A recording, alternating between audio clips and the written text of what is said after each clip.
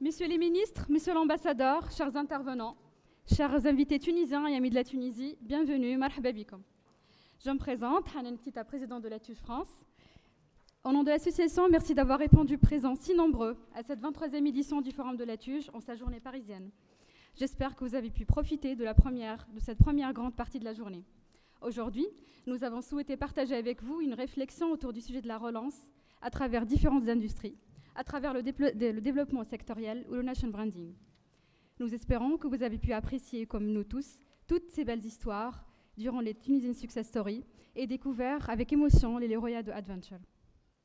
Nous leur souhaitons, ainsi qu'à tous les entrepreneurs tunisiens, du succès et d'être soutien de l'emploi en Tunisie. Nous voilà maintenant arrivés à la conférence plénière, le point d'orgue de la journée. Une occasion pour conclure et tenter de dresser une vue d'ensemble sur les mécanismes de la relance, leurs freins, leurs acteurs et leurs perspectives. Vous l'auriez compris, ce qui nous anime tous dans cette association, c'est notre devoir envers la Tunisie. Nous œuvrons depuis 24 ans, avec le soutien de nos membres et de nos amis de la société civile, à jeter des ponts solides et à de sens entre elle et le reste du monde. Par ailleurs, cette édition du Forum de la TUJ est l'un des événements majeurs de la 2e édition de la Semaine tunisienne en France, qui a pour objectif la promotion de l'environnement économique et culturel tunisien. Elle est à l'initiative de l'ambassade de Tunisie en France, en collaboration avec des organismes publics et la société civile.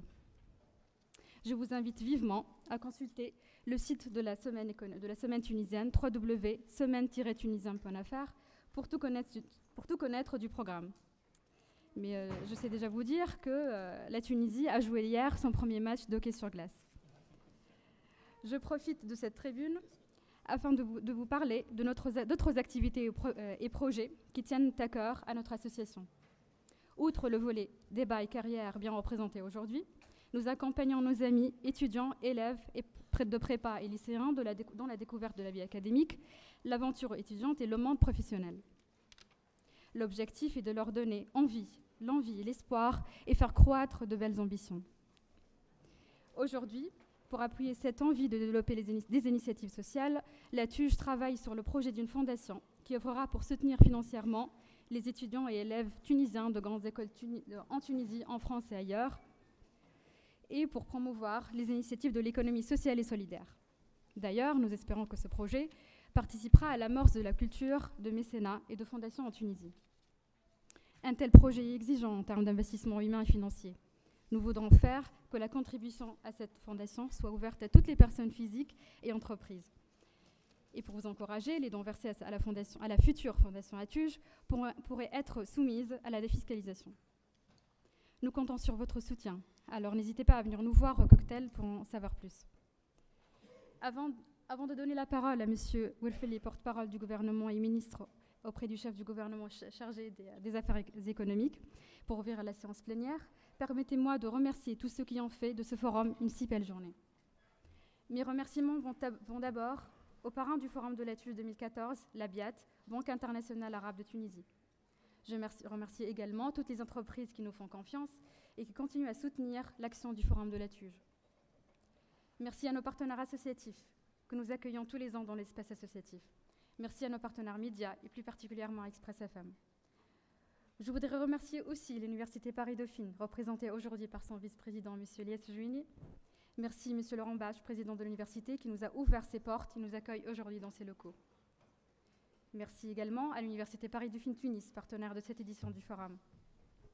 Merci à nos invités, nos intervenants, dont certains ont fait le déplacement depuis la Tunisie, exprès pour nous honorer de leur présence. Enfin, je remercie l'armée de volontaires, sans laquelle ce forum n'aurait été possible et que j'aurai le plaisir de vous présenter à la fin de cette conférence. J'invite maintenant M. Nidal Wilfeli pour ouvrir la séance plénière. Je vous en prie.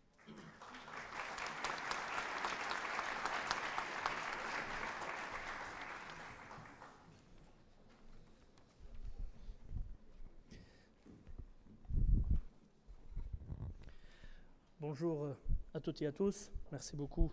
Je ne vais pas faire un discours lent, je vais juste faire un petit mot de bienvenue pour ouvrir cette session riche et intéressante.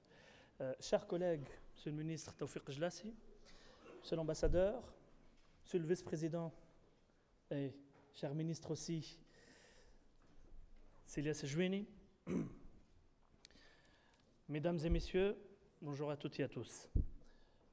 Pour moi, c'est un grand plaisir de participer avec vous à cette session et un honneur aussi d'être avec vous dans la nouvelle édition du Forum de la Tuge, que je remercie vivement. J'ajoute les remerciements de Madame Hanan Qtata, la présidente de la Tuge, aux organisateurs pour cette invitation, ainsi que cette excellente organisation. J'avoue véritablement que c'est une organisation parfaite et je remercie, et permettez-moi de remercier toute l'équipe de la Tuge et à la présidente de la Tuge d'avoir organisé cette manifestation.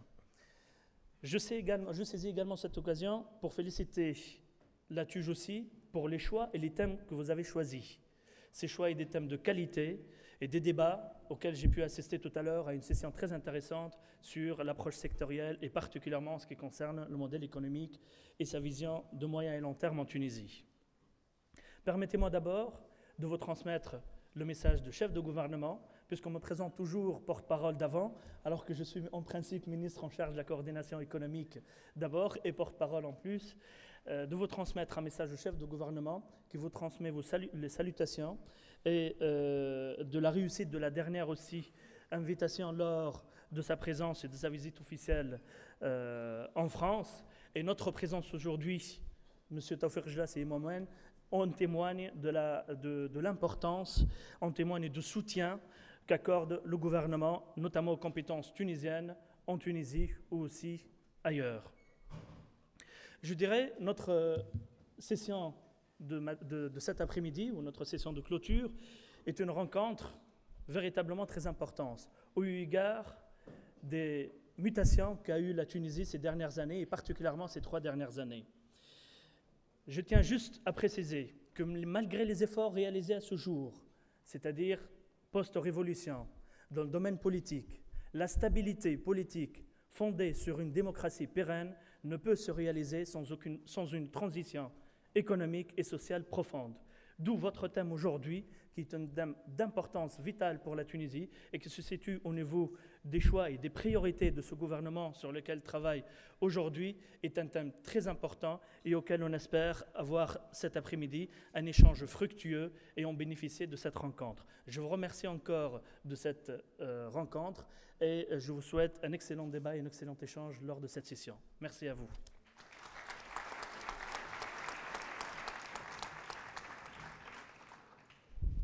J'invite maintenant monsieur Ilyes Berayana pour donner le mot du parrain, la Biat.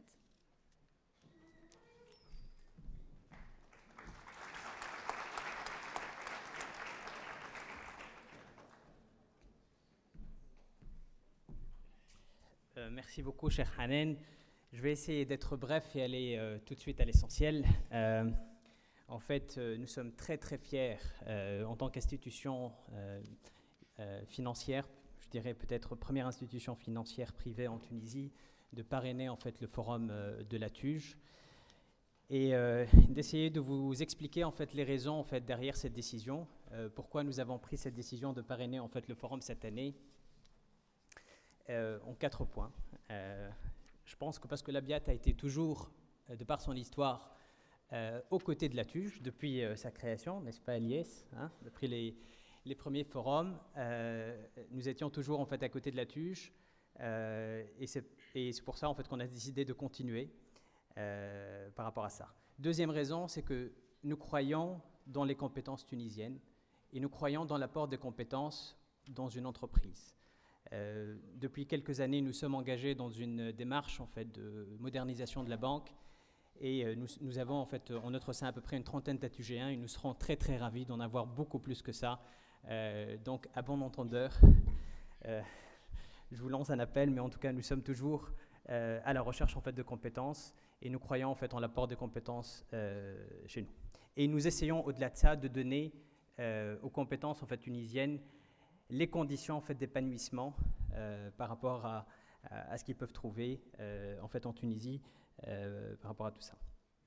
Alors, donc nous croyons, donc les raisons, nous étions toujours à côté de la Tuge. Deuxième raison, nous croyons en fait dans les compétences tunisiennes. Troisième et non des moindres, c'est que nous croyons en l'avenir de notre pays. Ça, c'est pour moi un élément fondamental. Et nous continuons à investir. Malgré tout, nous sommes engagés dans une logique de modernisation, de transformation de la banque. Nous investissons dans la modernisation de notre système d'information, dans des grands projets. C'est une démarche en fait, qui existe dans la banque depuis plusieurs années. Nous avons réussi à nous positionner aujourd'hui dans le système parce qu'il y a toujours en fait, eu cette dynamique et cette volonté d'avancer. Et nous sommes aujourd'hui, malgré toutes les difficultés, nous croyons fermement en, fait, en l'avenir de notre pays et nous allons continuer à investir par rapport à tout ça. Et puis, je pense, la quatrième raison, c'est que je pense qu'au-delà en fait, des réformes importantes en fait, qu'il faut mener, la Tunisie en fait, a besoin d'espoir. C'est l'espoir de voir un avenir en fait, qui est meilleur, malgré toutes les difficultés auxquelles il faut faire face, malgré toutes les réformes en fait, difficiles qu'il faut mener. Il faut continuer à donner espoir à la jeunesse tunisienne, à l'ensemble des Tunisiens. Et nous essayons, en fait, en tant que banque, en institution, de maintenir en fait, cet espoir et de donner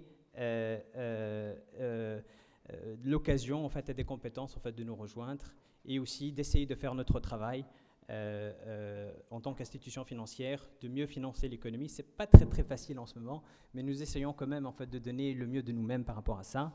Et un dernier message en fait, qui va dans ce sens, c'est aussi une des raisons pour laquelle la BIAT a décidé depuis le début de cette année de lancer une fondation. On est en train de mobiliser un certain nombre de ressources pour cette fondation, qu'il y ait une fondation qui va ouvrir en fait, pour la jeunesse tunisienne et notamment en fait, dans le secteur de l'éducation. Voilà, merci beaucoup en fait, de nous avoir donné l'occasion en fait, de parrainer en fait, ce forum. Nous croyons fermement en, fait, en la TUJ et nous vous souhaitons une bonne plénière. Merci.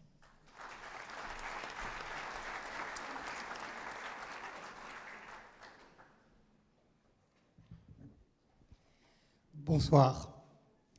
Bonsoir, je voudrais tout d'abord remercier à mon tour l'ensemble des organisateurs, remercier la TUJ, remercier Hanen, remercier le sponsor, donc la BIAT et l'ensemble des sponsors de cette manifestation et vous dire combien je suis heureux d'être ici aujourd'hui parmi vous et je dirais au moins à double titre. D'abord, heureux de vous accueillir à Dauphine. C'est la première fois que le forum de la TUJ a lieu à Dauphine et je pense que c'est un lieu qui se prête particulièrement bien à nos rencontres et j'espère que nous aurons d'autres occasions d'accueillir la TUJ et les ATUGéens.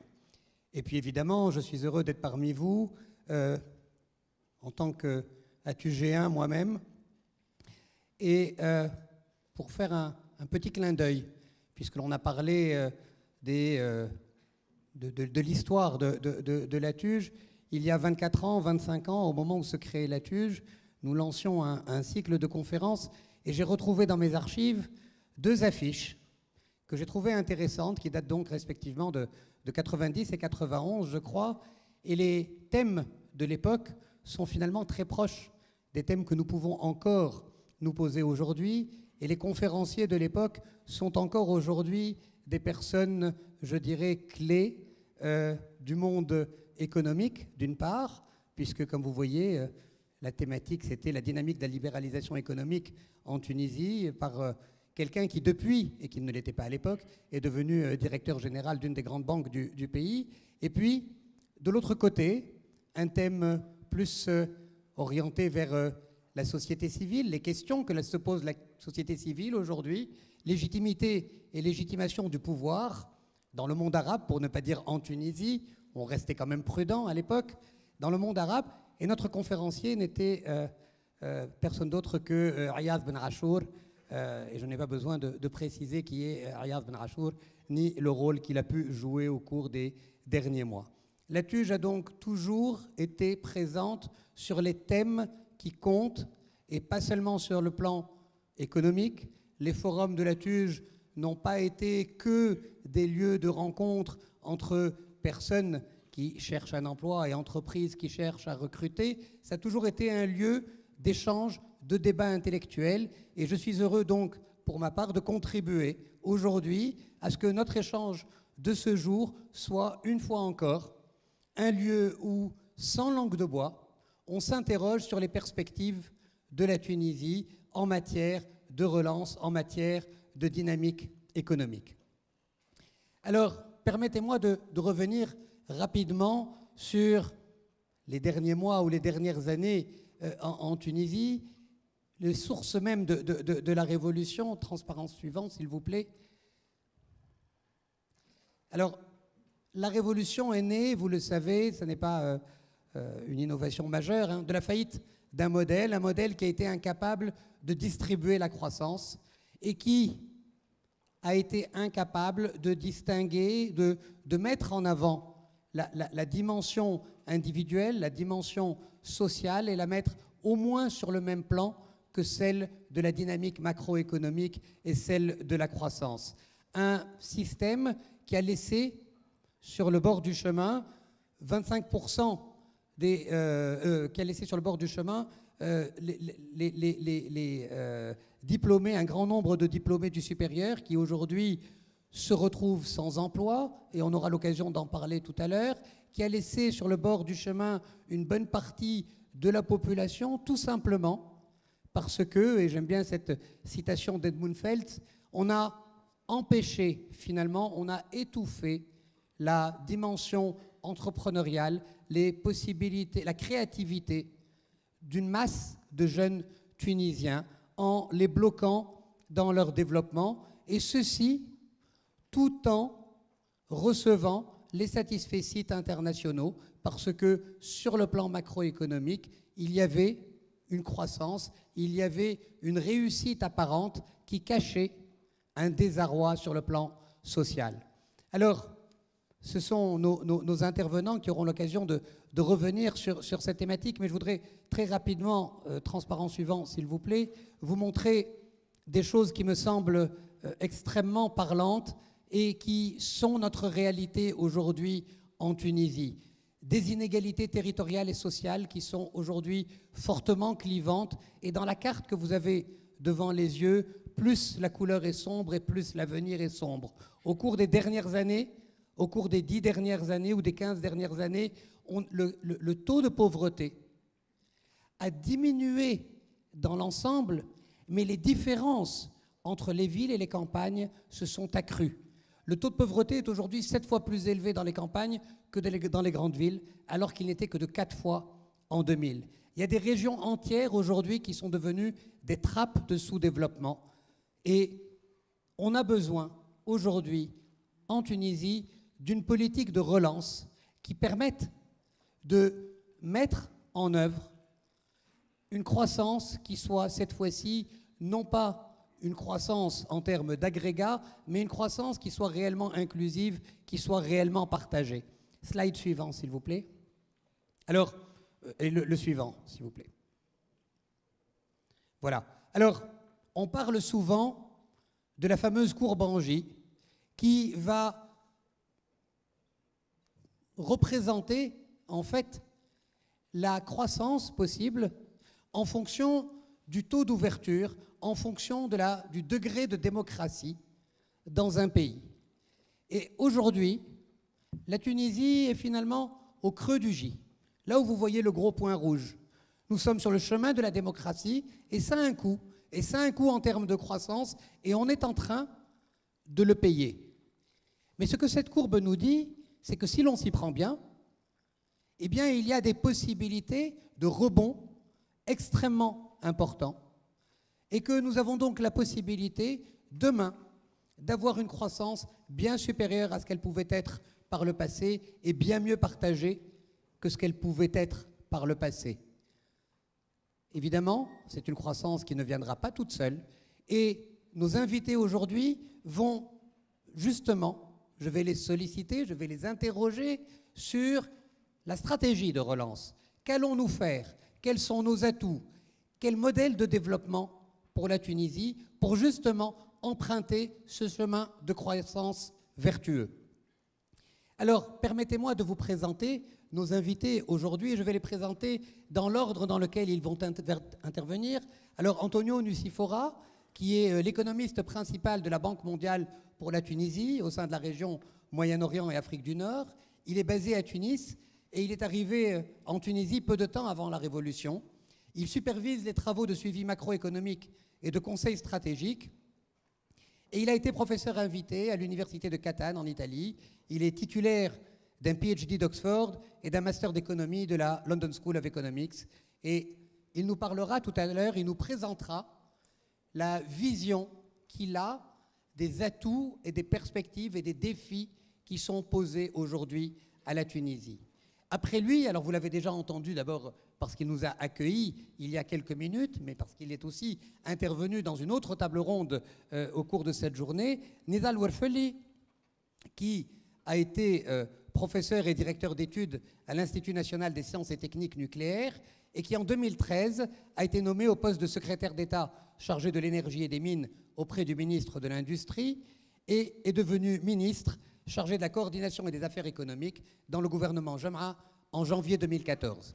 Il assume également, et je le mets après, la fonction de porte-parole de gouvernement depuis mars 2014.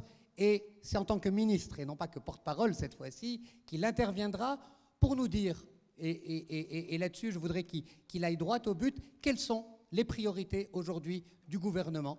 Qu'est-ce que l'on peut faire aujourd'hui, maintenant, pour relancer l'économie, pour donner un nouvel espoir, pour donner une nouvelle dynamique. Nous avons également, parmi nous, Taoufik Jlassi. Alors, lui, non seulement c'est un ami comme Sénégal, mais en plus c'est un Dauphinois. Alors, j'en profite pour lui redire bienvenue dans sa maison, ici, à Dauphine. Après une MIAGE et un DEA à Dauphine, il a obtenu un PhD à NYU. Il a plus de 30 ans d'enseignement supérieur, de recherche scientifique et de direction académique dans le thème notamment du leadership aux États-Unis, en Europe et en Tunisie. Depuis septembre 2000, il est professeur en technologie de l'information et e-business et doyen des programmes MBA à l'École nationale des ponts et chaussées. Donc c'est quelqu'un de très proche de la TUJ. En 2013, il a été nommé président du conseil d'administration de Tunisiana et administrateur de la BNA. Et le 29 janvier 2014, il est nommé ministre de l'enseignement supérieur, de la recherche scientifique et des technologies de l'information et des communications. Et ce sont ces deux casquettes qui nous intéressent aujourd'hui, parce que je souhaiterais qu'il puisse tout à l'heure nous dire à la fois quelques mots sur la manière dont on compte s'y prendre pour faire en sorte que la jeunesse tunisienne soit en mesure, dans les années à venir, de relever les défis qui sont les nôtres. Et ça, c'est le rôle de l'enseignement supérieur. Et puis, d'autre part, sur un plan plus sectoriel, comment la Tunisie, aujourd'hui, peut se saisir des atouts qui sont les siens dans le domaine des nouvelles technologies et de la communication pour devenir un acteur à part entière de ce secteur. Alors, si Taoufik Mlaïh devait être parmi nous et représenter le monde de l'entreprise et de l'UTICA, il m'a demandé de l'excuser auprès de vous, et je le fais bien volontiers. Et je passerai donc, les Américains disent last but not least, la parole à Asma Ben Ahmida. Ce n'est pas juste une figure de style, last but not least, parce que Asma Ben Ahmida est directrice exécutive d'Enda Interarabe. Elle a été classée par le magazine mensuel Entreprise spécialisée dans les affaires et la finance parmi les 50 managers qui font bouger la nouvelle Tunisie. Elle est journaliste de formation. Lorsqu'elle était en poste à New York et à Rome, au contact d'institutions des Nations Unies, elle s'est sensibilisée à la problématique des femmes en tant que pilier du développement et a décidé d'adapter en Tunisie le concept de microfinance qui avait été lancé par Mohamed Younous. En 1990, elle a créé Enda Interarabe, une ONG dont l'objectif est de contribuer à l'amélioration des revenus et de la qualité de vie d'une population n'ayant pas accès au capital. Principale cible, les femmes qui représentent 73% de ses clients micro-entrepreneurs. Au 31 décembre 2013, Enda desservait presque 250 000 clients actifs, donc avec un prêt en cours, pour un encours de crédit de 170 millions de dinars, un cumul de près de 500 000 clients qui ont été servis au cours du temps et qui ont bénéficié de 1,5 million de prêts, pour un total de 1 milliard et quelques de dinars. Donc, Enda est aujourd'hui un acteur important du tissu social Et c'est pour ça que je voulais boucler la boucle avec Asma, tout simplement parce que l'économie n'est pas qu'affaire d'agrégats, elle n'est pas qu'affaire de taux de croissance, elle est affaire d'hommes et de femmes. Elle est affaire d'hommes et de femmes qui se sont sentis frustrés au cours des années passées et pour un certain nombre d'entre eux, Enda, acteur de terrain, apporte un espoir nouveau et je voudrais qu'Asma nous dise sa vision de cette réalité de terrain.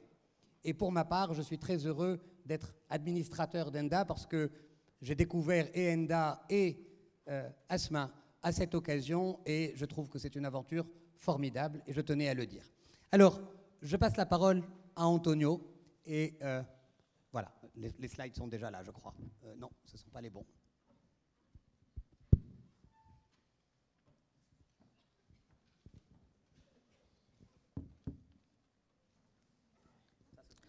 Parfait, merci. Et je commence juste pour remercier à tous pour cette grande opportunité, aussi saluer les illustres panélistes. C'est vraiment un honneur d'être parmi vous, d'avoir cette opportunité de présenter vraiment quelques flashs d'une étude qu'on va lancer officiellement en septembre et qu'on a appelé la révolution inachevée. On l'appelait la révolution inachevée parce que, comme disait Monsieur le ministre et Monsieur Raffaelli juste avant, on pense qu'il y a eu un bon pas en avant dans la transition politique, mais en termes de transition économique, les grandes réformes encore restent à faire. Et ça, c'est aussi une deuxième colonne, un deuxième axe fondamental vraiment de la révolution qui reste à faire. Ça, c'est un peu, comme on dit en anglais, work in progress. Et je parte avec aussi le constat que la Tunisie est un paradoxe économique.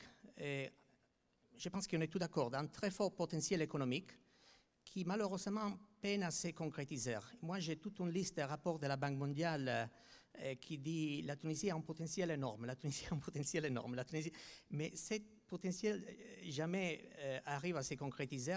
Il a raison, et maintenant, vraiment, on nous a posé la question pourquoi. Et aussi, je voudrais ajouter que pour concrétiser ce paradoxe, pour concrétiser ce potentiel, moi, je voudrais ajouter à l'espoir que notre ami de la BIAT aussi a mentionné, je voudrais ajouter aussi l'audace. Et c'est sur ce thème vraiment que je vais un peu cibler ma présentation. Et je pense que l'espoir avec l'audace peut faire vraiment des miracles en Tunisie parce qu'il existe ce potentiel énorme. Mais pour réaliser ce potentiel, et pour avoir cette relance de l'économie qu'on discute aujourd'hui, il faut commencer pour identifier quels sont les problèmes, quelles sont les raisons pour lesquelles la Tunisie n'a jamais réalisé ce potentiel. Parce que naturellement, l'ancien régime, c'était un problème, mais ce n'était pas le seul problème. Et la Banque mondiale était parmi ceux-là, avec le Fonds monétaire, avec le World Economic Forum, qui toujours plaçait la Tunisie comme un modèle pour tous les pays de développement. Et clairement, on était trompé. Clairement, il y avait de forts problèmes avec le modèle économique tunisien. Et maintenant, je pense qu'il faut un peu regarder qu'est-ce qui s'est passé vraiment, qu'est-ce qui se passe aujourd'hui encore en Tunisie. Et ça serait la clé pour après réaliser le potentiel. J'ajouterai aussi un dernier mot avant de passer à mes 4 diapositives. Un dernier mot qu'il ne faut pas revenir à les modèles ou à la croissance avant Ben Ali, avant la révolution. Je m'excuse. C'est clair que déjà avant la révolution, les modèles économiques n'étaient pas suffisants. Ça signifie qu'on ne parle pas seulement de relance de l'ancien modèle. Vraiment, on parle de relance dans le sens de rupture avec l'ancien modèle. Et comme je dis, c'est dans ce sens, dans cette direction ici que je vais donner 4 graphiques du travail en cours qu'on va lancer en septembre. Et la prochaine diapositive, s'il vous plaît. Cette diapositive est très difficile à comprendre. Je vais rapidement prendre un mot pour l'expliquer. Ce qu'elle montre, c'est la création nette des postes d'emploi de toutes les entreprises en Tunisie pendant les dernières quinzaine d'années, entre 1997 et 2010. Et sur l'axe vertical, on a le nombre de postes d'emploi. Sur l'axe horizontal, en bas à gauche, à gauche, oui, on a la taille des entreprises. On part des entreprises individuelles jusqu'à des entreprises qui sont plus larges de 1000 personnes. Et après, sur l'axe en bas à droite, on a les ans d'activité des entreprises. Et on suit les entreprises pour regarder quelle est leur dynamique en termes de croissance mesurée pour les postes d'emploi. Et qu'est-ce qu'on trouve? J'ajoute que le vert, c'est en croissance positive, c'est la création de postes d'emploi. Le rouge, c'est en diminution, une contraction de la taille des entreprises. Qu'est-ce qu'on trouve? On trouve que presque toute la croissance, presque toute la création de postes d'emploi en Tunisie pendant les dernières quinzaines d'années, c'était vraiment dans l'informel, dans l'entreprise individuelle.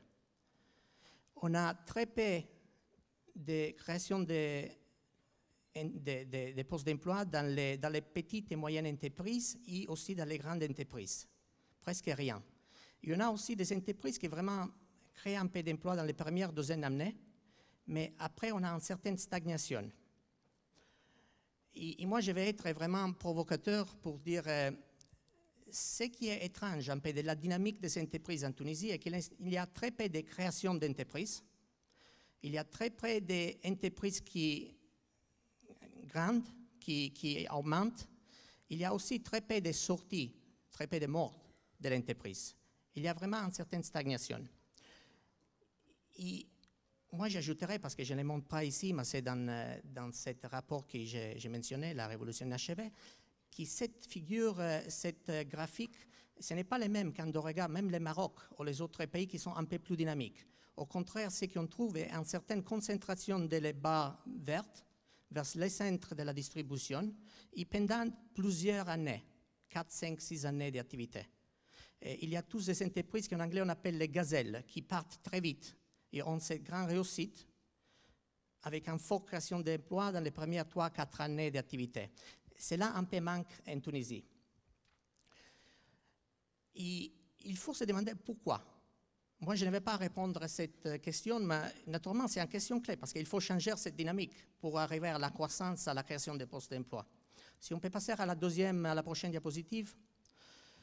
Ici, on montre quelle est la performance de la Tunisie en termes de niveau de valeur des exportations. Les graphiques partent de 1990 et jusqu'à 2010. Et on compare sur les graphiques à gauche, on compare la Tunisie avec les pays de la région Nord-Afrique et sur le Moyen-Orient, il y a la Jordanie. Et aussi sur les graphiques à droite avec des autres partenaires, des autres, si vous voulez, concurrents. Et qu'est-ce qu'on trouve? C'est que dans les deux cas, la performance de la Tunisie en termes d'exportation n'a pas vraiment été magnifique. Moi, je montre cette diapositive parce que moi, j'ai eu l'honneur, comme a dit le professeur Jouini, j'ai eu l'honneur les privilèges d'être en Tunisie pendant 3 ans et demi. Et je trouve que tout le monde pense que la Tunisie a une grande performance en termes d'exportation, mais ça, ce n'est pas le cas. Et la situation est encore plus difficile quand on regarde les valeurs, et pas les valeurs, mais les valeurs ajoutées des exportations, qui signifie qu'est-ce qui vraiment est fait en Tunisie. Parce que malheureusement, quand on regarde ces graphiques ici, beaucoup de ces valeurs des exportations, effectivement, sont des inputs, des composants importés qui sont juste assemblés en Tunisie. Et l'autre chose que je ne montre pas, mais que c'est aussi lié à cette performance, c'est quand on regarde les exportations de la Tunisie, comme vous le savez bien, ils sont presque tous concentrés vers la France et l'Italie. Bon, il y a 28 pays dans l'Union européenne. Pourquoi seulement la France et l'Italie? Et pourquoi seulement l'Union européenne de toute manière? Mais pourquoi seulement la France et l'Italie? Je pense aussi qu'il faut comprendre pourquoi il y a cette réalité, parce que ce n'est pas normal pour un pays comme la Tunisie d'exporter seulement des produits assemblés, naturellement je ne généralise un peu, je provoque un peu, mais des produits assemblés vers la France et l'Italie. Si on passe à la prochaine diapositive, troisième élément qu'on a trouvé, et peut-être vous avez, cette étude a été un peu discutée séparément il y a quelques mois, on a eu l'opportunité avec l'Institut national de la statistique de faire une analyse de la performance des entreprises confisquées à l'ancien président et sa famille. on l'a contrasté avec la performance de toutes les autres entreprises. Et qu'est-ce qu'on a trouvé? Et c'est les 250 plus ou moins premières entreprises confisquées. On a trouvé qu'en termes de postes d'emploi, il n'était pas vraiment significatif. On parle de 1% des postes d'emploi. Mais quand on regarde les bénéfices qui vont à ces entreprises, on trouve qu'ils prennent presque 21% des bénéfices du pays. Oui. Qui sont générés, merci. Merci beaucoup. Les bénéfices qui sont générés par ces entreprises, on trouve que presque un cinquième de tous les bénéfices du secteur privé de la Tunisie étaient générés par ce petit groupe de 220 entreprises. Et moi, je souligne ce résultat parce que le problème, ce n'était pas seulement l'ancienne famille. Comment ça s'est passé? Ça s'est passé à travers un système, si vous voulez, légal, qui était à travers le choix stratégique par l'ancienne famille d'opérer ou de prendre ces entreprises dans les secteurs les plus lucratifs, mais aussi dans les secteurs les plus protégés par des barrières à l'accès. Pas seulement par des barrières à l'accès des étrangers, aussi par des barrières à l'accès des autorisations aux Tunisiens. Là, ce n'était pas seulement la famille. Il y a tous ces secteurs où il y a la famille, mais il y a aussi des autres qui opèrent. Il y a tout un système de barrières qui a porté à cette création de rentes, création de bénéfices monopolistiques dans ces secteurs, qui est capturé par ceux qui sont proches, qui ont reçu ces autorisations. Moi, je les mets encore une fois parce qu'il faut comprendre pourquoi, et comme je dis, ça part de la réglementation, du type de réglementation qui existe en Tunisie, parce que c'est une autre manière, on parlait avant aussi de ne pas, qu'il faut libérer les énergies des Tunisiennes. Ce système, c'est un système exclusif, ce n'est pas un système inclusif. Il y a très peu de personnes qui prennent une grande partie de la richesse du pays. Si on passe à la prochaine diapositive, bon, la question alors est pourquoi il n'y a pas d'emploi? Et un peu, moi je ne vais pas donner la réponse, mais je touche très très brièvement parce que je suis déjà au-delà de mes 10 minutes. Et un peu, on a fait une étude sur ce qui est le système de concurrence. Et qu'est-ce qu'on a trouvé? On a trouvé que plus de 50% des secteurs économiques, non, je m'excuse, plus de 50% de l'économie tunisienne est dans des secteurs qui sont sujets à restrictions ou par des autorisations ou par des barrières à l'accès à l'investissement étranger ou les deux. Aussi un fardeau réglementaire très lourd qui empêche la performance des entreprises. Et plus en général, on a trouvé, et là on revient à la question de la dynamique des entreprises, on a trouvé un manque de corrélation entre les entreprises innovantes et productives qui ne réussissent pas à grandir. So, ce n'est pas la peine de prendre l'initiative et d'innover en Tunisie parce que c'est difficile d'avoir la rémunération qui serait juste. On ajoute aussi une politique économique qui a segmenté l'économie en deux parties. Ils m'ont dit, quand j'étais... Bon, c'est une année que je suis un peu obsessionné pour la dichotomie onshore-offshore. Et moi, je vais dire en deux mots, un peu c'est vrai. Moi, je pense que la dichotomie onshore-offshore, maintenant, c'est un des problèmes clés de l'économie tunisienne. Mais je vais expliquer pourquoi. Et je pense que le problème, ce n'est pas l'offshore. Au contraire, l'offshore marche très bien. C'était vraiment un peu ce qui a tiré l'économie pendant les dernières vingtaines d'années, parce que c'était un peu plus ouverte. Malheureusement, l'offshore, pour être performant, pour aller au-delà de l'assemblage, dans la France et l'Italie, a aussi besoin des services qui fonctionnent, a besoin des télécommunications, du transport, de la logistique, et des services professionnels. Il y a besoin aussi des composants qui sont bien faits à des coûts compétitifs à niveau international et d'une qualité qui soit compétitive à niveau international. Et malheureusement, ça, ce n'est pas le cas parce que tous ces services et tous ces composants viennent du secteur onshore qui, au contraire, reste protégé, bloqué avec les rentes qu'on a discutées avant. C'est pour ça que je pense que l'onshore-offshore est en question clé, parce qu'il faut un peu, on a l'expérience positive de l'offshore, il faut un peu l'élargir vers tout le reste de l'économie. Et moi, juste pour être clair, je ne pense pas à faciliter les investissements étrangers, je pense que c'est une bonne chose pour la création d'emplois. Mais avant de tout pour les Tunisiens, d'ouvrir les secteurs onshore pour les Tunisiens à tous les investisseurs tunisiens. Après, on peut discuter si on veut aussi ouvrir aux étrangers ou non. Maintenant, le système d'autorisation de l'onshore reste aussi fermé à la majorité des Tunisiens. Troisième point, et on l'a pas, je n'ai pas montré dans les diapositives, mais on le discute dans les rapports, le secteur financier qui est vraiment clé pour les relances, parce qu'on a un secteur financier qui ne finance pas les projets plus productifs. Au niveau des crédits sous-potentiels, et un niveau de crédit qui va vers des projets qui ne sont pas les plus performants. Et c'est comme ça qu'on a une économie qui n'est pas vraiment, qui reste asphyxiée pour les besoins de financement. Et je pense la dernière diapositive.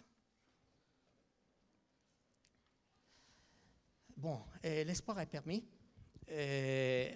Moi, j'ai plaisant, je parle de la Tigre de la Méditerranée, on pourrait parler de la Singapour de la Méditerranée, mais aussi, je dois dire que vraiment, j'y crois. Et à la fois, je suis le seul qui j'y croit. Je trouve que les Tunisiens sont... oui, merci, il est gouvernement. Mais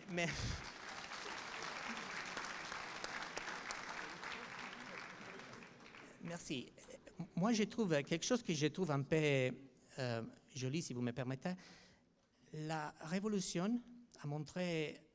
Ce ne serait pas possible sans l'audace. Je reviens à l'audace. Vraiment à monter l'audace des Tunisiens. Mais quand on parle de la révolution, je pense que les Tunisiens même ils sont un peu surpris qu'ils ont fait cette révolution. De la même manière que quand on parle de cette tigre de la Méditerranée, la Singapour, il n'y a personne qui y croit, à part le gouvernement.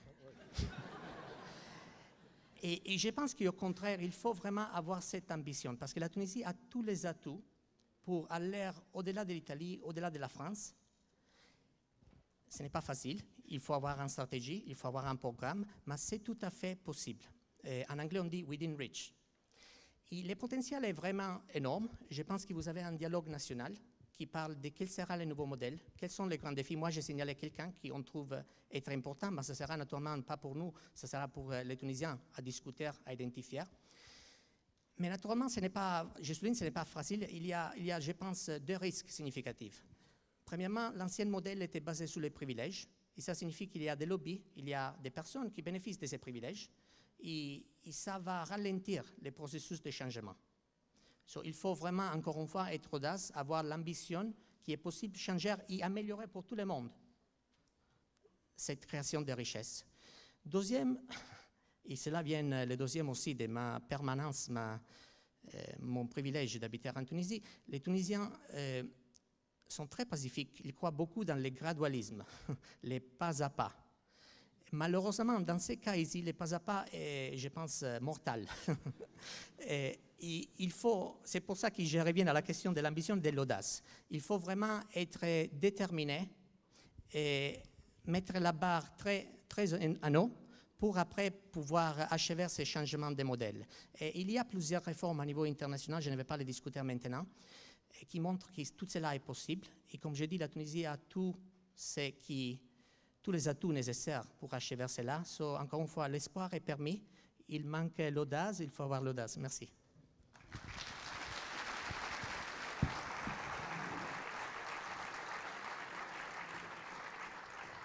Merci beaucoup, merci pour cette note à la fois d'espoir et en même temps ces risques que vous avez identifiés.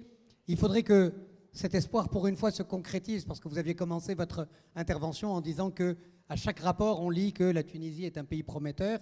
Il s'agit aujourd'hui de transformer les promesses, peut-être avec des actions fortes, si je comprends bien, des actions fortes à la fois pour améliorer la valeur ajoutée de nos entreprises et la valeur ajoutée de nos exportations, pour mieux profiter de l'intégration dans l'économie mondiale, qui aujourd'hui est insuffisante, pour lutter contre les problèmes de croissance des entreprises. Et j'ai envie donc immédiatement de me tourner vers Sinizal et lui demander, comme je vous le disais en introduction, pour lui demander comment est-ce que le gouvernement aujourd'hui entend prendre en main ces défis qui nous sont posés. Le gouvernement, si je comprends bien le petit aparté tout à l'heure, croit en cette possibilité de faire de la Tunisie un tigre de la Méditerranée. Quelles sont les priorités? Quelles sont les actions que concrètement le gouvernement, les entreprises, la société civile peuvent actionner dès aujourd'hui, dès demain. Merci beaucoup, cher. Ça marche? Ça marche, je pense, non? Oui, très bien. Merci beaucoup, cher Elias, pour la question pertinente. Effectivement, je vous remercie, cher Antonio, pour la présentation, en tout cas riche et claire, du diagnostic du modèle économique tunisien et de son historique. À vrai dire, je tiens juste à préciser une chose. Oui, on est optimiste, mais je donne toujours une petite définition à moi-même de l'optimisme. Un optimiste, c'est un pessimiste qui a de l'expérience. Donc forcément, ce gouvernement essaie, le voit un peu dans l'espoir, dans la confiance, en ce qui vient surtout à partir des atouts de la Tunisie. Effectivement, je ne vais pas revenir sur le diagnostic qui a été fait sur le modèle économique tunisien. Je vais rajouter juste un point. En fait, on fait un peu, si vous me permettez, quelques points, même si je suis un peu redondant par rapport à la session précédente. Nous avons, d'après même cette présentation, que nous avons une économie qui est coincée dans des activités à faible valeur ajoutée. Et ça a été démontré dans la présentation que ces activités restent essentiellement juste avant la Révolution, je parle, de modèle économique des années 60 jusqu'à aujourd'hui, autour du tourisme et de l'agriculture. Une économie qui est aussi coincée dans des secteurs à faible valeur ajoutée. Des inégalités, ça a été tout à l'heure cité par Lies, donc des inégalités temporelles et spatiales aussi, une mauvaise répartition de la richesse, malgré, je dirais, un taux de croissance qui est de 4 à 5%. Avant la Révolution, je parle bien sûr toujours d'un modèle économique, mais ce taux de croissance n'a pas permis véritablement de créer de la valeur économique, d'avoir véritablement une vraie stratégie d'exportation donc au niveau de l'offshore, puisqu'on fait, comme ça a été dit par Antonio, on fait de l'exportation, de l'assemblage en Tunisie. C'est pas de la création de la valeur, c'est pas de la création de la richesse, c'est pas de la recherche et de développement très poussé. L'innovation, vous avez passé assez rapidement, mais permettez-moi d'insister, l'innovation, l'entrepreneuriat n'ont pas été bien encouragés dans le modèle économique. Nous avons aussi un modèle qui est même en termes, et là je me permets de parler un peu de formation, dans le modèle de formation même de l'enseignement supérieur, qui était relativement en inadéquation avec le marché de l'emploi en Tunisie. Ça, c'est véritablement des soucis auxquels est confronté actuellement notre modèle économique. Et bien sûr, on voit bien les limites ou véritablement les limites de ce modèle ou l'essoufflement de ce modèle économique en Tunisie. Ce qui s'est passé après la Révolution, c'est, je dirais, un modèle plutôt expansionniste, un modèle de véritablement répondre à des demandes sociales, où on a véritablement, pendant ces 3 années, et comme le dit tout le temps ce chef de gouvernement, c'est qu'on a oublié l'économie, et l'économie ne nous a pas oubliés ces 3 dernières années, malgré qu'on a fait des efforts importants et des avancées importantes sur le plan politique, sur le plan constitutionnel, sur le plan de l'alternative, sur le plan de dialogue et de concertation entre les différents acteurs. Ça, c'est très très bien, mais en ce qui concerne la partie économique, on a relativement oublié notre économie. Et donc notre économie ces 3 dernières années a été basée essentiellement sur, je dirais, l'emprunt. J'apporte rien en disant ça, mais orienter cet emprunt vers la consommation publique, vers 2 postes clés qui sont la subvention et la compensation, d'une manière générale, passer de 1,5 milliard de dinars en 2010 à frôler à peu près 5,5 milliards de dinars en 2013. Et aussi le deuxième poids lourd, donc de facteurs importants de cette orientation vers la consommation, c'est la masse salariale. On a eu une augmentation à peu près de 40% en 3 ans de la masse salariale, via du recrutement direct, via du recrutement dans l'administration, dans le domaine public, je parle, et via des recrutements exceptionnels. Donc nous avons un modèle, ces 3 dernières années, qui était tiré vers le bas, avec 2 poids lourds qui sont l'augmentation de la compensation et de la subvention, mais aussi donc, une masse salariale très importante. Et ce qu'on remarque autour de ces 2 points, on n'a pas eu l'amélioration d'un pouvoir d'achat. Même si on a augmenté les salaires, il n'y a pas eu d'amélioration de pouvoir d'achat, tout simplement parce qu'il n'y a pas eu de création de la valeur économique, création de la richesse. Et en face de ça, on a un ralentissement de l'investissement. Un investissement qui est relativement stable ces 3 dernières années, qui ne crée pas de la richesse, qui ne crée pas de l'emploi, qui ne tourne pas. Donc nous avons véritablement un problème où d'une part on a des charges sociales très importantes et d'autre part on a des recettes de plus en plus moindres. Donc, c'est-à-dire d'où les difficultés auxquelles est confronté aujourd'hui notre modèle économique. Donc, que faut-il faire aujourd'hui? La question, c'est vrai, c'est pas simple. En se posant cette question, surtout par un certain descriptif de gouvernement qui est transitoire, mais je tiens à rassurer que tous les gouvernements seront transitoires d'ici dans cette nouvelle démocratie, que ce soit sur 1 an ou sur 5 ans, ça sera toujours de la transition, mais en tout cas, un gouvernement qui s'est attelé dès son premier jour à voir les principales réformes dans le domaine économique. Pourquoi? Tout simplement, la priorité pour ce gouvernement, c'est d'abord la tenue des élections libres et transparentes. Ça, c'est notre priorité et il faut absolument en venir. Donc, on avait 2 choix, et je veux être clair avec vous et direct, vraiment, si vous me permettez bien sûr. D'abord, on avait 2 scénarios. Soit le scénario simple, qui est, nous avons fait un diagnostic, ce diagnostic démontre une situation, je ne dirais pas catastrophique, mais une situation difficile aujourd'hui des comptes publics, mais aussi de notre balance commerciale. On a un véritable déficit. Ce déficit aujourd'hui, en gros, nous avons des besoins de financement de 13 milliards de dinars, donc des besoins de financement. Sur les 13 milliards de dinars, on n'en a que, dans le cadre de la loi de finances de 2014, 8 milliards, en gros, sans rentrer dans le chiffre, c'est exactement 7,8. C'est-à-dire sur les 13, on a 8 qui sont identifiés, voire même parfois non sécurisés, mais en tout cas 8 qui sont identifiés et sécurisés. Donc il nous restait, à l'arrivée de ce gouvernement, il restait 5 milliards à trouver et vraiment à rechercher, d'où faire venir ces 5 milliards. Donc ça, c'est le premier constat. Donc on a fait un diagnostic, mais ça reste toujours notre objectif, c'est la tenue des élections, comme j'ai dit. Donc le premier scénario, c'était simple pour nous. C'était, allez, je vais dire les choses un peu politiquement incorrectes, on va faire une stratégie de colmatage.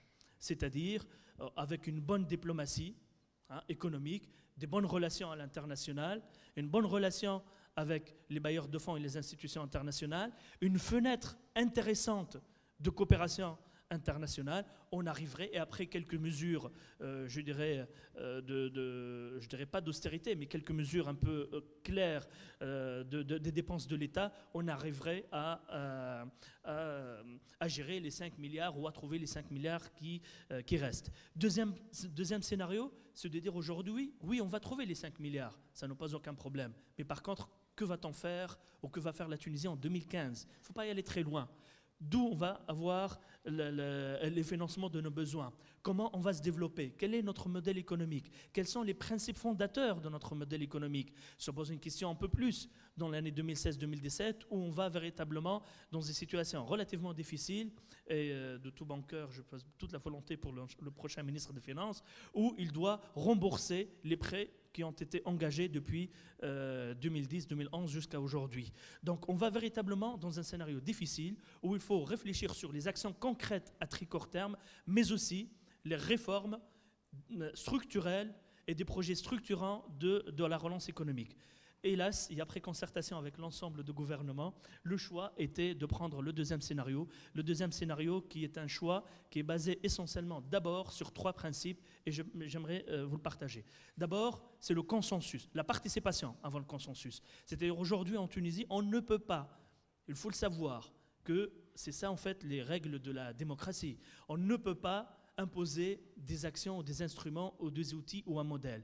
Il faut véritablement avoir un large consensus. Et c'est ce qui a été fait, on a vu dans certains dossiers, notamment la Constitution ou le gouvernement ou tous les points, il faut véritablement avoir un large consensus et nous sommes ravis d'avoir une Constitution aussi intéressante et riche.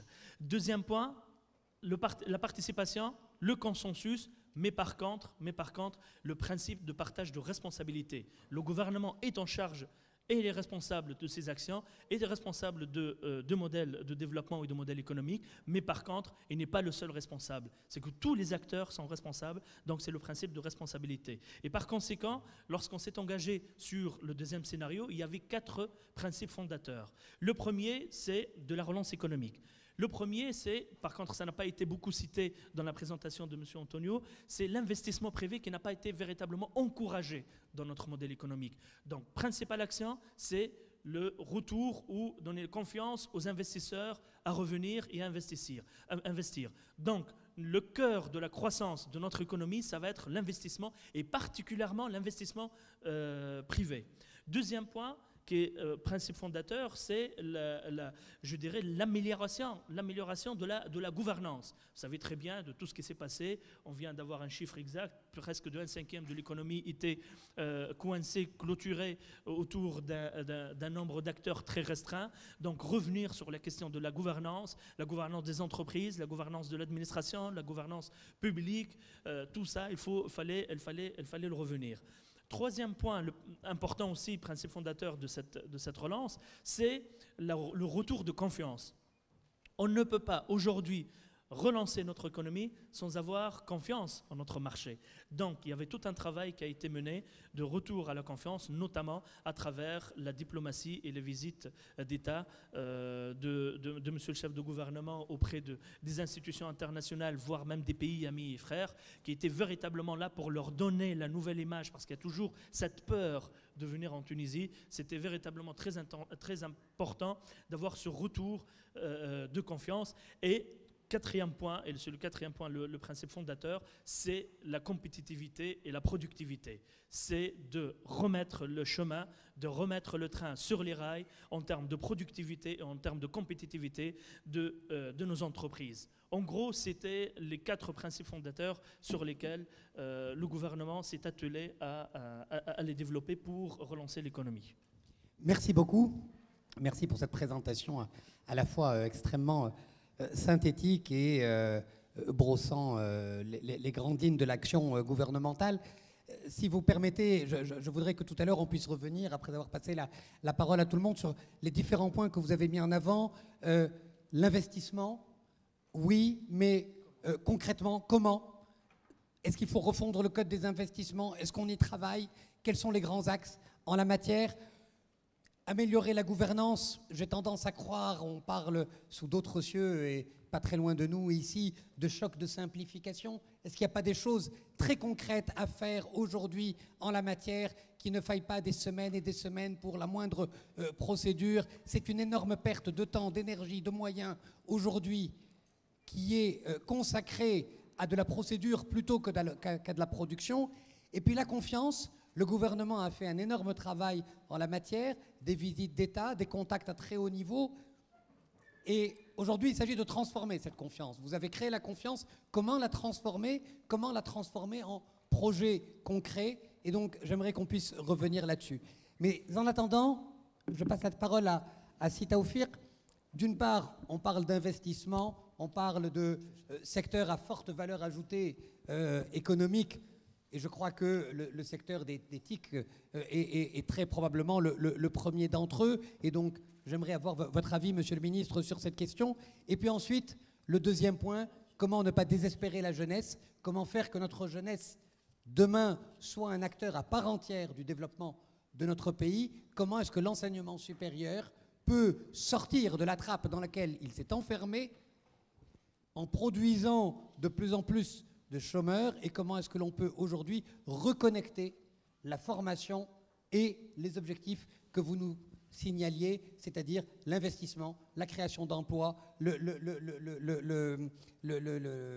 compétitivité, etc. C'est à offrir.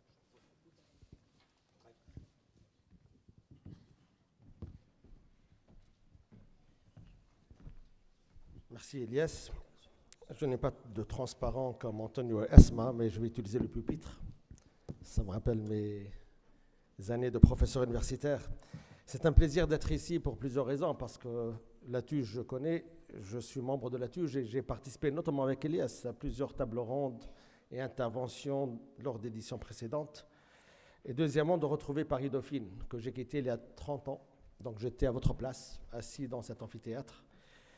Et très récemment, le 28 avril, j'étais là avec Nidal et avec Simahdi Jama'a lors de la visite officielle de notre chef de gouvernement. Alors, tout d'abord, je je crois que Nidal l'a dit de façon très éloquente, le contexte macroéconomique, le contexte politique de la Tunisie. Il a dit que le contexte est difficile. Moi, j'ai tendance à dire on était alarmé par le contexte en arrivant fin janvier. Et la question, c'est de dire justement, je résume vite 2 points qu'il a dit. Je le dis en dialecte tunisien. Soit Nsel Kourouahna. On est là pour 10 mois. On va essayer de faire le colmatage, on va essayer de faire ce qu'on peut, et puis on passe le flambeau au gouvernement qui sera élu, qui aura 4-5 ans, donc l'aisance dans la durée de faire le travail de réforme. Mais comme l'a dit aussi Nidal, les années 2015 et surtout 2016-2017 seront extrêmement difficiles parce que ça sera les échéances pour rembourser tous les prêts que la Tunisie a déjà obtenus. Ou alors de dire il faut déjà s'attaquer à certaines réformes parce que la situation ne peut que s'empirer. En arabe, on dit c'est ça. Bon, j'arrête avec le dialecte. Voilà. Bon, dans ce contexte, il faut un nouveau modèle de relance économique. Oui. Dans lequel, et je cite notre chef du gouvernement, lorsqu'il m'a confié ce portefeuille, il m'a dit, si Tawfiq, vous avez un département qui fait partie de l'avenir de la Tunisie. La qualité des diplômés de l'enseignement supérieur, et puis l'économie numérique et l'économie digitale. Et donc, c'est ce département qui, comme vous le savez, regroupe enseignement supérieur, recherche scientifique et les TIC. Alors le constat, il est simple. On a 315 000 étudiants dans nos universités. On a 242 000 chômeurs diplômés du supérieur, ce qui fait 1/3 de l'ensemble des chômeurs. On a des chômeurs dans toutes les filières de l'enseignement supérieur, y compris les médecins spécialistes qui ont fait Bac plus 12. Je prends une filière qui est 2 filières, à titre d'exemple. Les TIC, puisqu'on parle de TIC. On a aujourd'hui 10 700 diplômés chômeurs dans les filières du supérieur des TIC. Je prends biologie. Nous avons 400 docteurs chômeurs en biologie. Donc, pour faire bref, on a inversé la pyramide. Parce que si vous cherchez un jardinier, un peintre, un maçon, un menuisier en Tunisie, bonne chance. Mais si vous avez besoin d'un ophtalmo, on peut vous en recommander des douzaines. Donc, on a inversé la pyramide. Parce qu'il n'y a pas eu justement un lien fort avec le monde industriel, le monde économique. Parce qu'on regardait, on dévalorisait les formations professionnelles. Et donc on est allé dans les filières dites nobles, mais malheureusement, l'offre et la demande n'étaient pas du tout en adéquation. Et puis, on n'a pas fait ce qu'on a mis en place maintenant, ce qu'on appelle les formations co-construites. Ça veut dire quoi, co-construites? C'est-à-dire elles étaient montées, elles sont montées entre universitaires et représentants du monde économique. La licence co-construite en mécanique, par exemple, où on a 0 chômage. Donc, les filières co-construites, elles sont prometteuses en termes d'emploi. Les formations co-diplômantes, elles sont prometteuses en termes d'emploi. Mais pas mal d'autres filières, malheureusement, on a des centaines, pour ne pas dire des milliers ou des dizaines de milliers de chômeurs. D'où les 242 000 chômeurs diplômés de l'enseignement supérieur. Chaque année, on diplôme environ 80 000 étudiants. Mais l'économie ne peut créer qu'environ 35 à 40 000 nouveaux emplois. Ça veut dire que chaque année, on ajoute environ 40 000 nouveaux diplômés du supérieur au réservoir des chômeurs. Voici le constat. Donc, pousser l'investissement privé, évidemment, mais aussi changer la mentalité. Parce que les jeunes nous disent, vous nous avez formés, vous nous avez donné un diplôme, maintenant donnez-nous un emploi. Et ils sont en position d'attente, en position passive.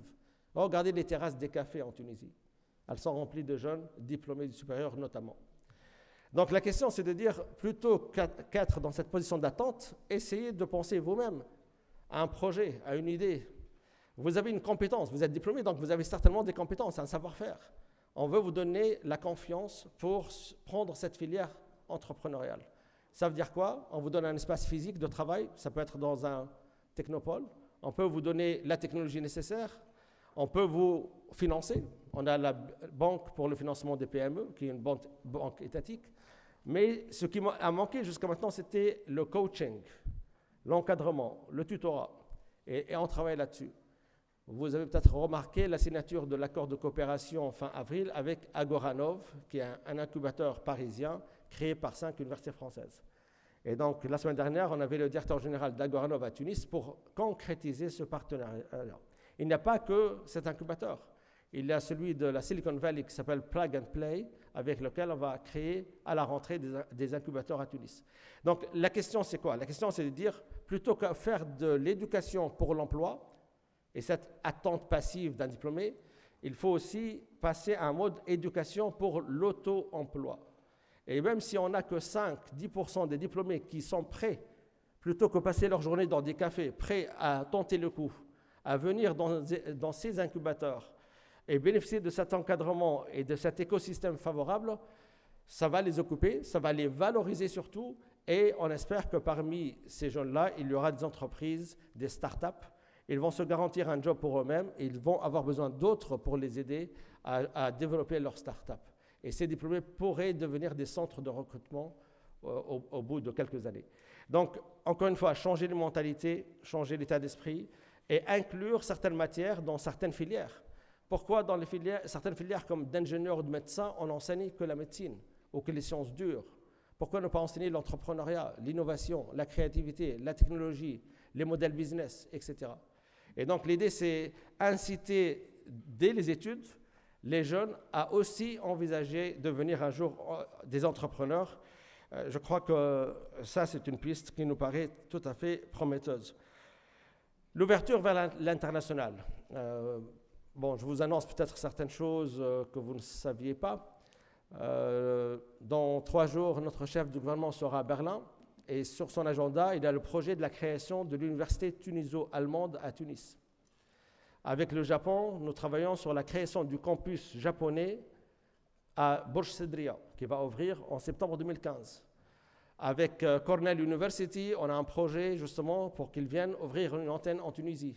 Donc l'idée, c'est ne pas rester dans l'école francophone, qui est d'une grande valeur, on est issu de cette école, mais de diversifier les écoles de pensée vers la Corée du Sud, avec laquelle on va faire une technopole à Gafsa, avec le Japon, avec les États-Unis et d'autres, avec l'Allemagne et d'autres écoles de pensée. On sait très bien que le modèle allemand est très fort sur l'aspect professionnel, lien entre université et monde économique.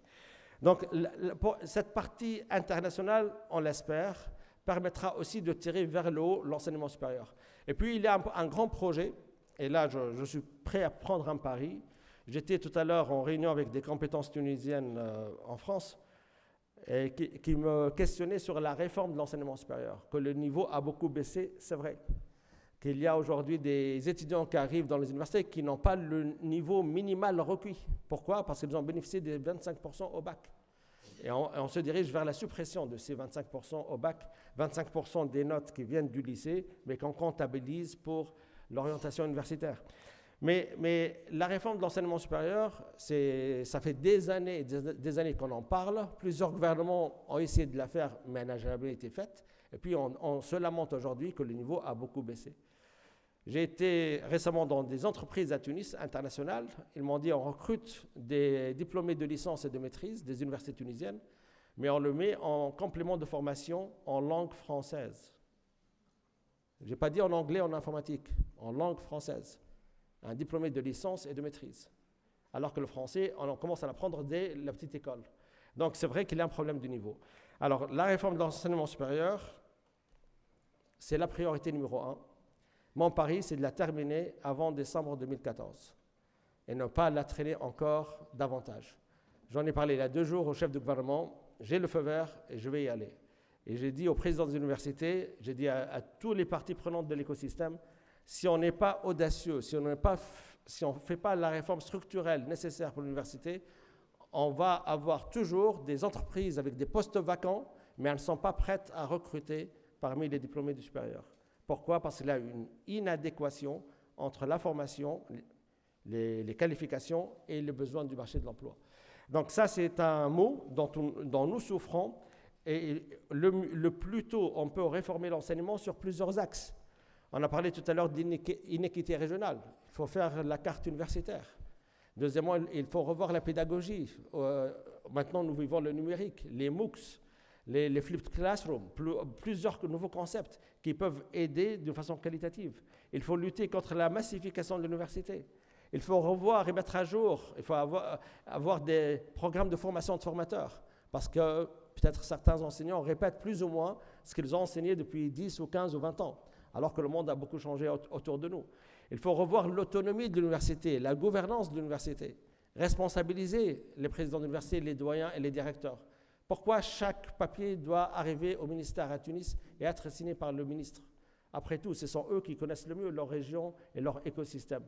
Et comme on leur donne la délégation de pouvoir de signature, évidemment, ils sont responsables par rapport aux résultats qu'ils pourraient avoir. Alors, ceci, certains axes donc pour l'enseignement supérieur et aussi essayer de renforcer les applications de la recherche. Parce que ça aussi, il reste un fossé entre la recherche scientifique, qui peut être théorique, conceptuelle, et puis la recherche appliquée, ou bien les applications de cette recherche par rapport au monde industriel. Très vite sur l'aspect digital. Je sais que mon collaborateur, Simos Famzreni, ce matin a parlé de Smart Tunisia et de l'offshoring, qui est un axe important. On espère créer 80 000 nouveaux emplois d'ici 2018 grâce à ce projet-là. On a aussi des alliances numériques, comme celle qu'on a conclue avec la France en juillet dernier. Et dans 3 jours, lors de la visite officielle en Allemagne, on discutera de l'alliance numérique germano-tunisienne.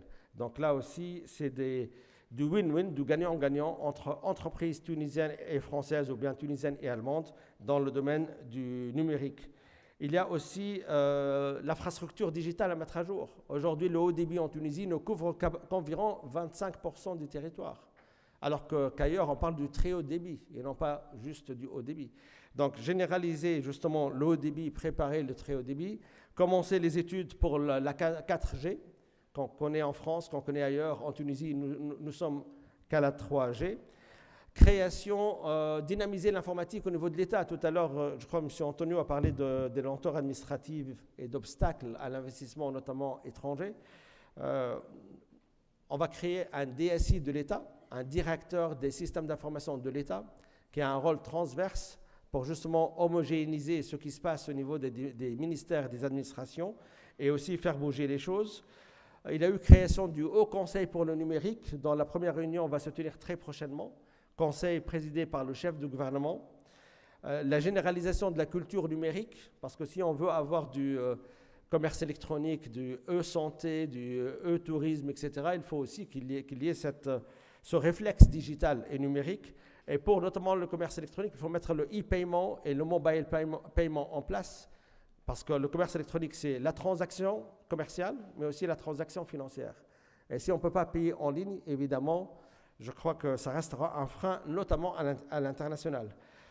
La fracture digitale, qui est à réduire, et vous savez très bien, aujourd'hui, on a 15% du territoire qui n'est pas couvert. Donc, il y a encore un désert numérique en Tunisie. Et je reviens un peu aux demandes de la révolution, de prêter attention aux zones de l'intérieur. Je le répète peut-être pour certains qui l'ont entendu déjà, mon plus beau jour depuis mon arrivée dans le gouvernement il y a 4 mois et demi, c'était lorsque je me suis rendu le mois dernier à Burj al-Khadra, qui est à environ 1200 km de Tunis et à 400 km au sud de Tataouine, le point frontalier entre la Tunisie, l'Algérie et la Libye. C'était un vrai désert puisqu'il n'y avait ni téléphonie fixe, ni téléphonie mobile, ni Internet, ni radio, ni télévision. Et ce sont des compatriotes comme vous et moi, mais qui ne savaient même pas ce qui se passait dans le pays, qui ne pouvaient même pas appeler des parents. Et on a raccordé ce petit village de 15 familles justement au réseau téléphonie fixe, téléphonie mobile, Internet, etc. Il fallait voir les pleurs de joie des adultes, des hommes et des femmes. Ils ont dit « Merci, nous sommes maintenant entrés dans la civilisation ». Et les Burj al-Khadra... 300 milliards, et il se passe avec ça de, allez, on va dire 15 ou 20 milliards d'actifs nucléaires déclassés. Donc, donc il faut vraiment bien choisir ses investissements, c'est ça le sujet. Donc le premier truc, c'est réfléchir, et la grille de réflexion, moi, que je propose, c'est de regarder quelle est la fraction du problème que vous déplacez par euro de CAPEX investi. Bon, c'est un raisonnement très simple, qui n'est absolument pas tenu, et c'est du reste l'une des critiques que la Cour des comptes a faites à bon droit à la mise en œuvre du paquet énergie-climat en France, en disant on ne sait pas faire des règles de 3 et on ne sait pas mettre les objectifs en cohérence avant d'avancer. Alors, ça n'est pas déconnecté de votre mode d'action, je vais être un peu taquin, parce que vous savez très bien que la politique publique, et c'est du reste votre rôle que d'influer dessus, la politique publique, elle n'est pas faite au regard des règles de 3, elle est faite au regard des gens qui gueulent le plus fort. Donc, ça ne marche pas avec des règles de 3. Mais il se trouve que si on veut éviter de se marcher sur les pieds, tous ensemble, on va devoir faire des règles de 3 ensemble. Et on va bien devoir y passer. Donc, un petit message pour vous, mais peut-être que vous avez le même. Moi, je serais ravi qu'on ait des syndicats à l'allemande. C'est-à-dire un taux de syndication 10 fois plus élevé, mais des gens à qui on puisse discuter. Hein, parce que je pense qu'on en a vraiment besoin aujourd'hui. Peut-être qu'il faut le rendre obligatoire, je sais pas. Peut-être un débat intéressant. Vous avez un... Donc ça, premier sujet, c'est il faut réfléchir. Deuxième sujet, c'est comment est-ce qu'on se protège du fait que le truc peut servir à engraisser les autres, ce qui est très exactement ce qui s'est passé avec le photovoltaïque. Donc nos impôts, en l'occurrence la CSPE, c'est un quasi-impôt, sert à financer les industriels chinois. Je suis très content pour eux. Peut-être qu'on aurait pu s'y prendre autrement. Et à ce moment, on retombe sur ce que j'évoquais tout à l'heure à propos des bagnoles. Il faut absolument que l'Europe arrête de se dire je suis à parité avec des pays qui sont monoblocs. La Chine, c'est un seul pays, les États-Unis, c'est un seul pays, et moi, je vais continuer à jouer comme si j'étais un bloc de pays, un marché ouvert, tatati tatata, libre concurrence, etc. C'est des conneries tout ça maintenant. On est dans un univers qui est devenu trop contraint pour qu'on puisse jouer à ce jeu-là. Donc la libre concurrence entre les vendeurs de culottes peut-être, entre les vendeurs de carottes peut-être, entre les gens qui proposent des je sais pas quoi, il y a plein d'endroits où il faut laisser de la libre concurrence. Puis je ne suis pas vraiment pressé que mon producteur de carottes devienne un fonctionnaire d'État. Par contre, en ce qui concerne un certain nombre de secteurs stratégiques ou d'infrastructures stratégiques, je pense qu'il faut en sortir vite. C'est-à-dire l'idée de la libre concurrence dans la production électrique ou les autoroutes ou les chemins de fer, je pense que c'est une connerie. C'est de la destruction de capital. Il faut réguler, il faut interdire les profits excessifs quand vous êtes en situation d'oligopole ou de monopole régulé. Donc ce que font les Anglais avec du nucléaire qui rémunère les capitaux à 9%, moi je pense que c'est excessif. Eux, ils l'acceptent, très bien, mais je pense que c'est excessif. Donc Hinkley Point à 100 € le mégawattheure, je pense que c'est excessif. Mais c'est lié tout simplement au fait que les capitaux sont rémunérés à 9%. Le nucléaire est une industrie à coût fixe. Si les capitaux sont rémunérés à 2%, ce qui me paraît très bien dans un monde sans croissance, le prix de votre mégawattheure EPR, il tombe à moins de 40 €.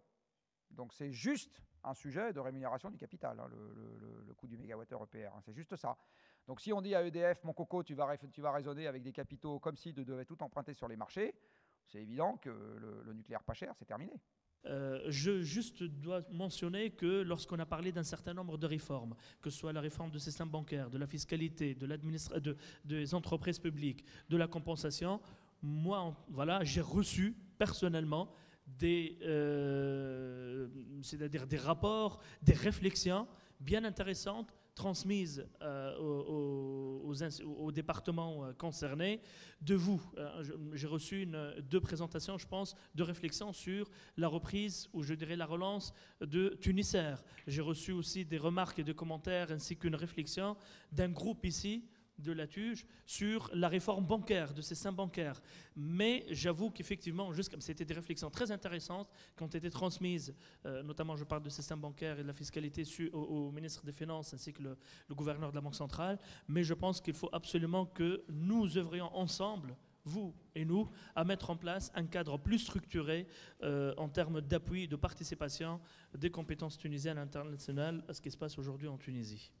Merci beaucoup. On prend 2 autres questions dans la salle. Bonjour, je suis Amine Lolo, je suis ancien président de la TUJ. Bravo à tous les intervenants pour la qualité des présentations. On a parlé de l'importance des mots en ing. Il y a aussi des mots redoutables qui nous guettent au tournant, qui sont des mots en isme, et auxquels il faut faire attention. On a cité le gradualisme, par exemple. Mais on a vu aussi beaucoup d'immobilisme ces derniers mois, au-delà des effets d'annonce et des paroles. On sent aussi beaucoup de corporatisme, de conservatisme, de choses qui nous empêchent finalement de voir plus loin, d'oser, d'être audacieux et surtout de passer à l'action et de faire des choses concrètes. Donc ma question, c'est comment contrer ces mots-là. Mots M-O-T et M-A-U-X aussi.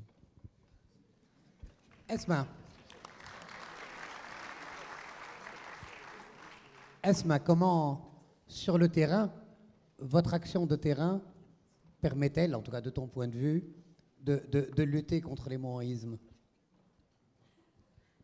Ben justement, on n'est pas immobile, on agit. Moi, je crois que je ne vais pas philosopher sur les ismes, mais je pense que depuis la Révolution, on a reçu un coup de fouet. Et je vous ai montré que ce qu'on faisait, on le fait aujourd'hui multiplié par 2. Et si on pouvait, si on avait les moyens, on pourrait faire multiplié par 10. Donc, je ne crois pas non plus, pour être franche, même le gouvernement à côté de moi, tout le monde bouge. J'ai l'impression qu'on est en train tous de bouger. Est-ce qu'on bouge dans le bon sens? Moi, je crois que oui. Pour ceux qui sont basés en Tunisie, moi, j'ai de l'espoir. Je pense qu'on est en train de sortir de la crise. Peut-être parce que je côtoie des gens qui sont pleins d'espoir, malgré la situation très difficile, quotidienne de ces gens. Je vous dis, je ne vous raconte pas les histoires, mais je pense que quand vous vivez avec vous côtoyez ces gens-là, vous aurez beaucoup d'espoir parce que c'est rien face à vos problèmes à vous. Donc je crois, encore une fois, mon conseil, c'est d'aller peut-être, de mettre un jean, des espadrilles, d'aller dans les quartiers populaires, d'aller à Burj al-Khadra, d'aller dans les zones rurales. Vous savez, l'autre jour, j'ai reçu 4 paysans de Hafouz, 2 hommes et 2 femmes. C'était un moment de bonheur, parce qu'ils sont venus me dire, Madame, nous avons la terre, une très bonne terre. Nous avons l'eau et nous avons Souad, des bras pour travailler. Tout ce qui nous manque, c'est de l'argent. Et on est triste de vous dire que vos 5000 dinars ne nous font rien. C'est vrai, justement, le micro par rapport à la moyenne entreprise ou la petite entreprise. Donc, nous avons besoin d'argent. Nous avons besoin juste de 15 000 à 20 000 dinars, pas plus, pour pouvoir acheter 4 ou 5 vaches, pour pouvoir agrandir notre entreprise agricole. Donc, moi, je crois que les solutions sont là, en Tunisie. La volonté est là. Qu'est-ce qui manque? Je crois qu'il y a... Je n'ai pas voulu insister tout à l'heure, et je pense que c'est Taoufik a insisté un peu. Il y a un manque de compétences aussi, en Tunisie.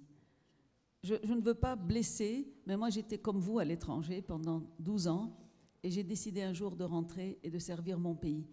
Le pays aujourd'hui a besoin de compétences qui ont de l'expérience à l'étranger, de compétences qui ont vécu, qui ont visité, qui ont vu ce qui marche ailleurs et qui ont envie de mettre en place et de mettre en pratique ces choses qui marchent. Je vous ai dit, j'aurais souhaité me présenter aujourd'hui devant vous et vous dire « j'ai inventé la microfinance ». Ce n'est pas le cas. J'ai copié, j'ai adapté. Il y a tellement de choses qui marchent dans le monde qu'on peut adapter. Donc, je crois l'appel, c'est pour les compétences de revenir en Tunisie et de se mettre à la disposition de la population, même pour quelques années seulement. Après, vous pouvez repartir. Voilà. Merci beaucoup. Oui, allez-y. Merci. Juste, je rebondis par rapport à un point parce qu'il me semble très important de créer ce lien entre les ATUJ et à travers, notamment via les voies, je dirais, existantes aujourd'hui, telles que l'ambassade de Tunisie ici en France. Donc, ça pourrait être aussi une voie à explorer, pourquoi pas, si vous êtes d'accord, monsieur l'ambassadeur.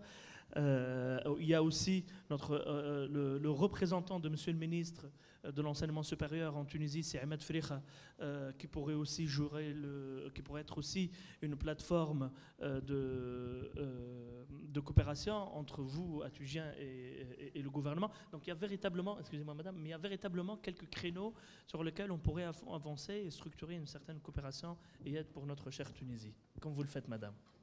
Merci beaucoup. De ce que j'ai entendu de part et d'autre, je n'ai pas l'impression que les uns ou les autres se sentent très immobiles.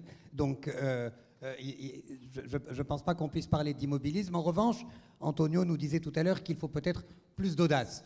De l'audace, encore de l'audace, toujours de l'audace. Juste un petit ajout, Elias, concernant l'immobilisme. Et je reprends une expression qui n'est pas la mienne. Je l'ai appris cet après-midi lors de ma réunion avec un groupe de compétences tunisiennes en France. Il y a l'un d'entre eux qui a dit « Kul mitfarraj fares ». « Kul mitfarraj fares ». Ça veut dire quoi? Moi, j'étais à Paris jusqu'à janvier dernier et j'ai passé 35 ans entre les États-Unis et la France. Et je me disais la même chose, mais rien ne bouge à Tunis. C'est de l'immobilisme. J'étais pessimiste.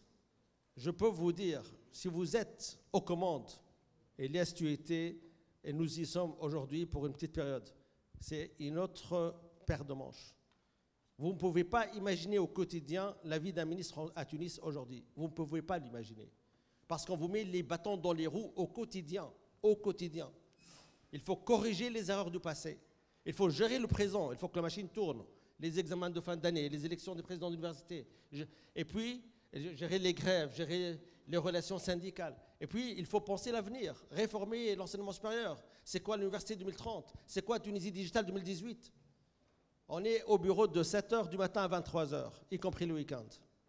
Lorsqu'on parle d'immobilisme, je ne connais pas l'immobilisme, ni moi, ni l'équipe, ni les gens avec qui je travaille. Je ne parle pas uniquement de ministres. Donc, encore une fois, ça dépend de quelle perspective on regarde la chose. Mais je vous assure, si vous êtes aux commandes, il vous faut énormément de courage chaque matin pour entamer votre journée et la mener à bien. Parce qu'on peut vous séquestrer dans votre bureau de ministre. Et je m'arrête là.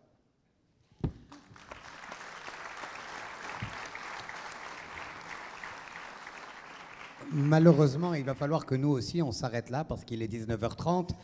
Je voudrais remercier d'abord l'ensemble des intervenants d'avoir participé à cet échange, d'avoir accepté l'invitation de la TUJ. Je voudrais remercier les organisateurs. Je voudrais remercier le sponsor. Et je suis ravi de constater, et Lies Barayen me le permettra, je l'espère, de constater que les parrains d'aujourd'hui étaient les jeunes parrainés d'il y a une vingtaine d'années maintenant. Et je vous invite tous, ATUGéens, Tunisiens de l'étranger, à être vous aussi au cœur d'une chaîne dans laquelle chacun reçoit et donne à son tour. Alors, je vous invite à repenser plus tard, chez vous, aux mots que vous avez entendus aujourd'hui, de la part d'Asma, de la part de Taoufir, de la part de Nidal, de la part d'Antonio, de l'audace, de l'implication, du terrain. La relance passe par vous. Merci beaucoup.